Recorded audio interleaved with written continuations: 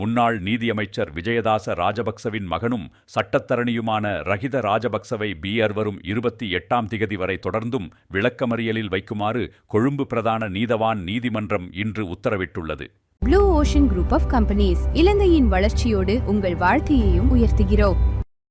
பிரபல ஒழுங்கமைக்கப்பட்ட குற்றக் கும்பல் தலைவரான ஹரக்கட்டா எனப்படும் நதுன் சிந்தக விக்ரமரத்னவின் மனைவியிடமிருந்து 12 கோடி ரூபாய் இலஞ்சம் பெற்றதாக கூறப்படும் வழக்கில் கைது செய்யப்பட்டுள்ள முன்னாள் நீதியமைச்சர் விஜயதாச ராஜபக்சவின் மகனும் சட்டத்தரணியுமான ரஹித ராஜபக்ச ஐக்கிய மக்கள் சக்தியின் முன்னாள் ஹொரணை தொகுதி அமைப்பாளர் சரித் அபேசிங்க மற்றும் சிவில் விமான போக்குவரத்து அதிகார சபையின் முன்னாள் பணிப்பாளர் அருண வருணஹெந்திகே ஆகிய மூவரையும் எதிர்வரும் 28ஆம் திகதி வரை தொடர்ந்தும் விளக்கமறியலில் வைக்கும் கொழும்பு பிரதான நீதவான் நீதிமன்றம் இன்று உத்தரவிட்டுள்ளது. தடுப்பு காவலில் உள்ள ஹரக்கட்டாவுக்கு சிறைச்சாலையில் பல்வேறு சலுகைகள் மற்றும் சொகுசு வசதிகளை பெற்றுக் கொடுப்பதற்காகவே இந்த பெருந்தொகை இலஞ்சமாக பெறப்பட்டதாக சந்தேக நபர்கள் மீது குற்றச்சாட்டு முன்வைக்கப்பட்டுள்ளது.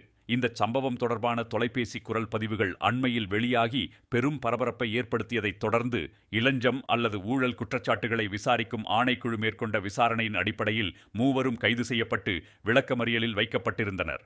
முன்னதாக வழங்கப்பட்ட விளக்கமறியல் காலம் நிறைவடைந்ததைத் தொடர்ந்து இன்று நீதிமன்றத்தில் முன்னிலைப்படுத்தப்பட்ட அவர்களை எதிர்வரும் ஜூலை 28ஆம் திகதி வரை தொடர்ந்தும் விளக்கமறியலில் வைக்குமாறு நீதவான் உத்தரவிட்டுள்ளார்.